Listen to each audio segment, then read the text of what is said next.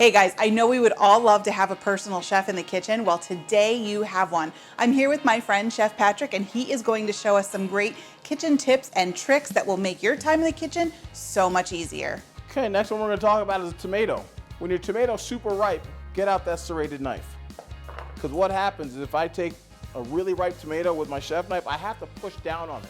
I got to create a lot of pressure, and what that's going to do is it's going to not give me the shape, or it's really going to push the juices out of that tomato. But by using this serrated knife, say I want to take the seeds out of this tomato. Sometimes you're making maybe a pico, maybe you're making something you just don't want all that extra liquid in. Quick and easy way to do this is you're going to do it just like you did with the pepper.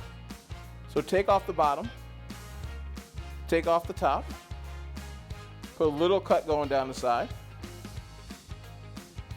Insert your knife into that slot.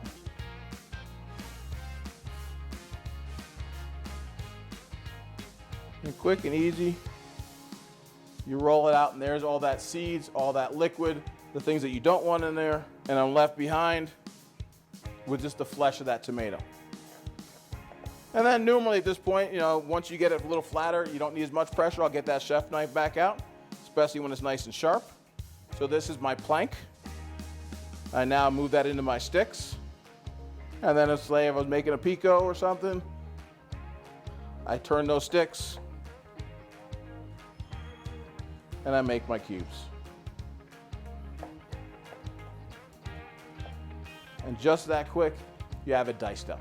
Thanks, Chef. You can get more kitchen tips from Chef Patrick right here on my YouTube channel. Make sure you like, follow, and subscribe so you don't miss a single thing. And be sure to check out more of my favorite easy recipes and quick tips. I'll see you next time. Bye-bye.